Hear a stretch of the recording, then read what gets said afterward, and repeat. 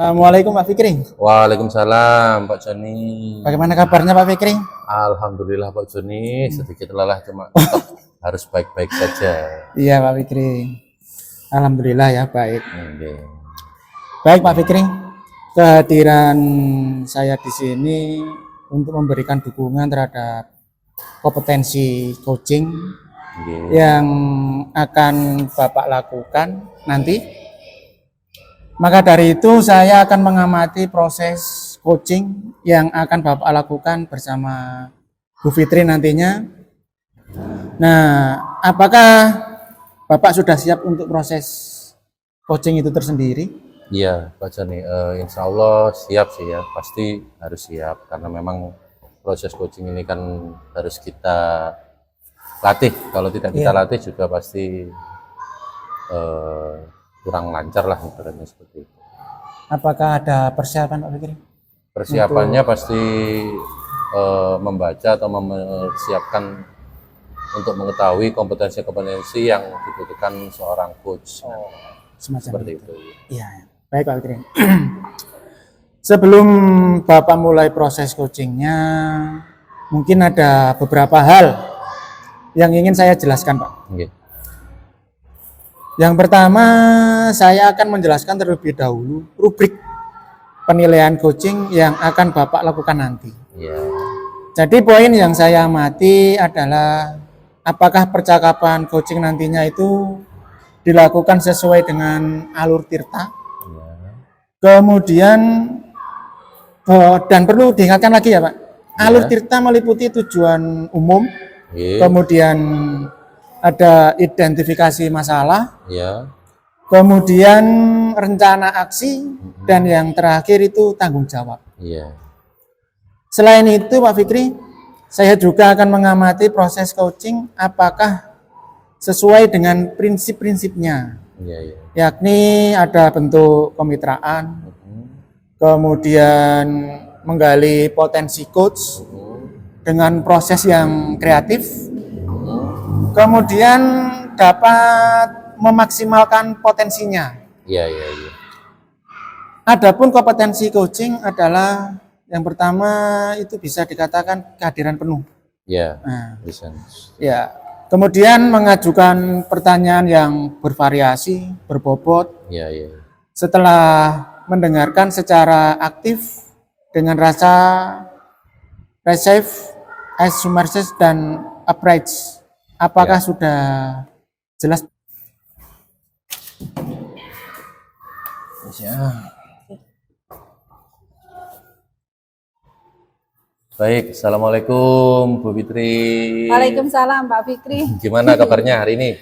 Alhamdulillah sehat. Tapi Sehat ya? ya itu tadi seperti yang saya WA kemarin, saya butuh rekan untuk berbincang-bincang ini loh Pak gitu, terkait iya, permasalahan yang saya hadapi. Kalau boleh tahu dari masalah yang panjenengan hadapi itu apa sih? Ini Yang mau nih diceritakan?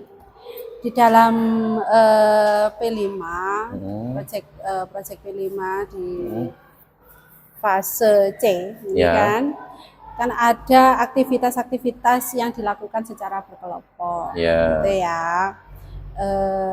Tetapi pada beberapa murid saya masih menemukan ada murid yang individualis gitu. Ya, iya. Jadi kayak Jadi karakternya susah gitu gitu, ya, karakternya. susah gitu kalau diajak kerja sama dalam kelompok itu masih susah. Terus ada juga yang masih apa ya, dalam satu kelompok tuh superior gitu. Ya, ya, ya. Nah, begitu. Jadi kayak yang susah dikasih masukan teman-teman gitu. Jadi di dalam proses pembelajaran kelompok, di mana di situ yang ingin saya munculkan itu adalah karakter gotong royong, kerjasama itu beberapa yang masih belum muncul. Jadi permasalahannya itu memang sering dihadapi, cuma penanggulangannya itu apa ya? Untuk mengatasi masalahnya itu sedikit sedikit kompleks ya berarti ya. Betul. Iya, iya, iya. Nah, dari kondisi tersebut mungkin yang Bu Fitri inginkan itu seperti apa sih untuk kondisi di kelas itu? Ya, seperti harapan kita sebagai guru ya pada umumnya kalau kita itu mengadakan satu proyek yang harusnya dikerjakan dalam satu tim gitu. Mereka kan bisa bekerja sama dalam satu tim, Iya, iya. saling terbuka Mhm. dalam meluangkan ide. Kemudian rekan-rekan yang lain juga mengapresiasi dengan memberikan apa namanya umpan balik yang Umpan positif, balik, ya. terutama ini menerima saran seperti itu. Dan juga ada sifat berani di sini, berani untuk mengutarakan pendapat. Seperti itu. Jadi Oh, kebanyakan murid-murid yang apa namanya kurang bisa bekerja sama ini kan karena faktor itu tadi sih kalau saya lihat itu Oh, Mas Ahmad. seperti Anaknya tuh pendiam, pendiam, terus nggak pede, ya, seperti itu. terus kalau ada yang egois gitu kan ya Pak itu. Seperti itu. Iya, iya, Iya, iya. Pak. Oke, oke. Dari kondisi tersebut ya yang permasalahannya tadi, mungkin Bu Fitri bisa memberi nilai mungkin dari karakternya anak-anak itu ada dinilai berapa sih? Kalau untuk karakter percaya diri. Kalau untuk kepercayaan diri sih saya pikir dari keseluruhan murid saya masih ada beberapa yang sudah ada yang sudah berkembang, ada yang belum berkembang secara maksimal seperti itu. Oh. Terus dari situ mungkin keinginan Bu Fitri itu ada di nilai berapa sih dari karakternya anak-anak itu? Kalau menurut Bu Fitri? Kalau dari permasalahan seperti tadi kategorinya loh ya. sih mau kita ya, Ya harusnya berkembang dengan baik. Pasti ya. Seperti itu. Kalau Harapannya bisa 10 seperti gitu ya. itu, betul. Kalau di rating ya perfect lah ya seperti itu. Nah, Bu Fitri, dari masalah-masalah tadi, mungkin menurut Bu Fitri itu faktor-faktor apa sih yang mempengaruhi akhirnya karakter peserta didik itu jadi seperti itu tadi? Iya, kalau saya pikir ada faktor internalnya ya. Mungkin dari anaknya itu memang kurang terstimulasi dengan baik gitu ya. Karena saya perhatikan anak ini memang cenderung pendiam dan tertutup gitu Oh, Pak. tertutup. Kalau dari faktor eksternalnya Iya. sepertinya memang lingkungan Lingkungan ya. tempat dia tinggal ini masih asing bagi si anak ini gitu. Baik, baik, baik. Nah, terus untuk sejauh ini mungkin langkah-langkah dari Bu Fitri itu atau inovasi-inovasi yang sudah dilakukan itu seperti apa? Yang Atau sudah. rencananya lah, Oke, rencananya. yang sudah dan rencana gitu. Sudah. Kalau yang sudah saya lakukan sejauh ini saya masih sebatas mengamati dan mengumpulkan informasi sih ya. Seperti yang saya sebutkan tadi, saya mencari latar belakang sosial anaknya, tempat tinggalnya gitu. Saya juga konsultasi dengan guru kelas sebelumnya yang 1 tahun membersamai seperti itu. Kemudian setelah mengumpulkan informasi ini, langkah selanjutnya rencananya sih mengadakan konseling sepertinya Pak ya. Mengadakan konseling. Konseling kepada anak-anak ini karena sepertinya ini memang perlu penanganan khusus. Ya, tidak yang klasikal seperti itu.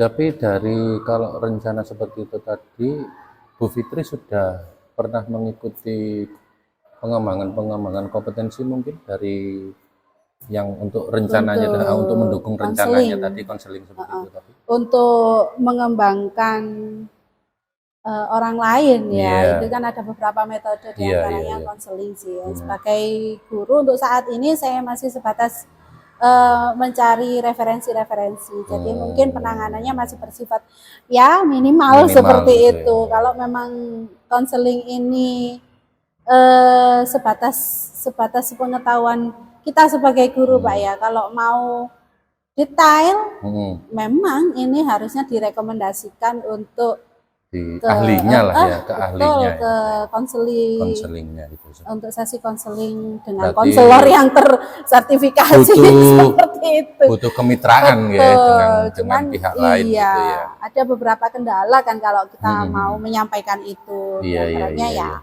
Kesiapan ekonomi keluarga kan tahu sendiri lah Pak kalau Iya, iya, iya. ke Mungkin konselor kan butuh untuk Bu biaya. Fitri ingin meningkatkan kompetensi, mungkin bisa di aplikasi PMN itu kan juga ada Bu. Nah, itu.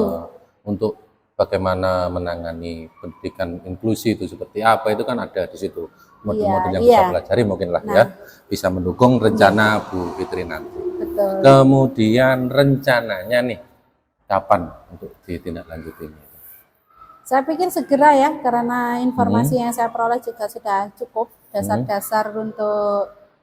Dasar-dasar untuk melakukan konseling ini juga sudah cukup kuat, sehingga alasan saya untuk melakukan konseling ini kayaknya sudah cukup lah ya. Cukup ya. Jadi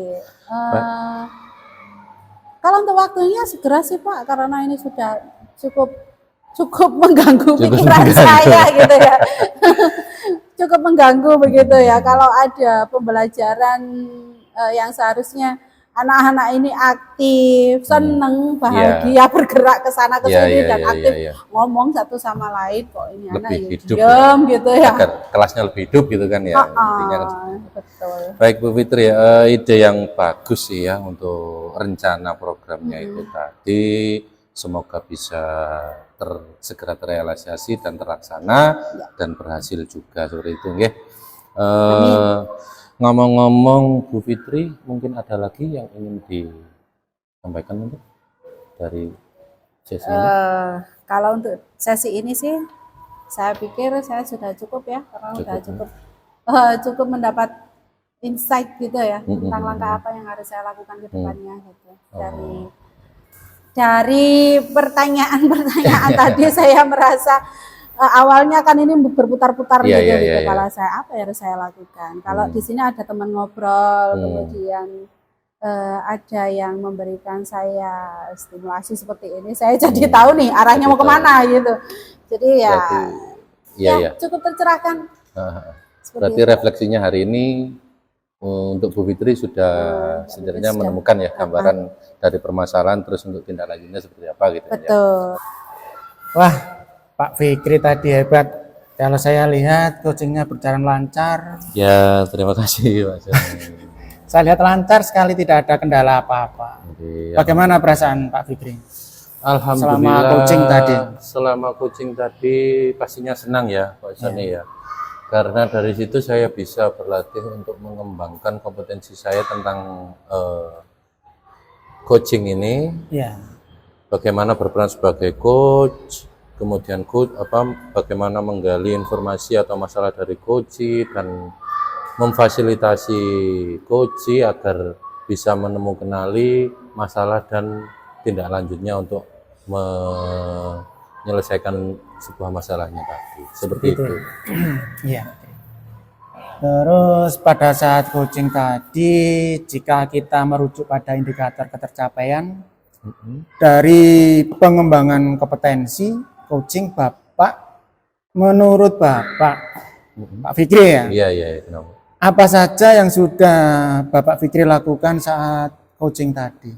Ya, saat coaching tadi tentu saja saya menerapkan alur tirta ya Pak ya. Untuk mencari tahu atau mengidentifikasi masalah dari coach tadi, kemudian rencananya sampai tindak lanjutnya seperti apa.